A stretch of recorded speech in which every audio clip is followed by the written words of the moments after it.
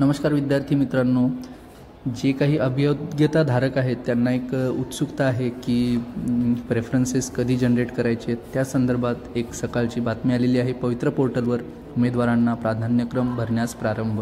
बघा, नाशिक येथून ही बातमी आलेली आहे. शालेय शिक्षण मंत्री दीपक केसरकर साहेब यांनी जाहीर केल्याप्रमाणे शिक्षक भरतीच्या कार्यवाहीला मुहूर्त लागला असून तो आज सोमवारचा म्हणजे कालचा तारीख दिलेली आहे. नंतर शासनाच्या पवित्र पोर्टलच्या माध्यमातून पहिल्या टप्प्यात सुमारे 15,000 पदांची भरती प्रक्रिया सुरू झालेली आहे.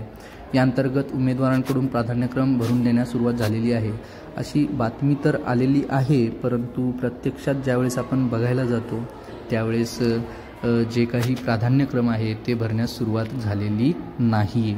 ठीक आहे, म्हणून ही जी बातमी आहे ती सध्या तरी आपण याविषयी जास्त काही बोलता येणार नाही, कारण ज्यावेळेस आपण ऑफिशियल वेबसाईटवरती जातो त्यावेळेस जनरेट प्रेफरन्सेस ही एक टॅब तयार होते आणि ती अजून झालेली नाही. आणि ज्यावेळेस प्राधान्यक्रम भरण्यास सुरुवात होते त्याआधी एक सूचना येत असते आणि ती सूचनासुद्धा आलेली नाही आहे. आधी सूचना येणार आहे आणि त्यानंतर प्राधान्यक्रम भरण्यास सुरुवात होणार आहे. आणि मी तुम्हाला आता ऑफिशियल वेबसाईटवरती जाऊन दाखवणार आहे की प्रेफरन्सेस आलेले आहेत की नाही. आपण पवित्र पोर्टलच्या वेबसाईटवरती आलेलो आहोत. तर जी काही टीचर्स रिक्रुटमेंटची 2022साठीची जी काही साईट आहे, ज्यावेळेस आपण प्रोफाईल ओपन करतो त्यावेळेस आपल्याला आधी प्रेफरन्स जनरेट करण्यासाठी डॅशबोर्डवरती यावं लागतं.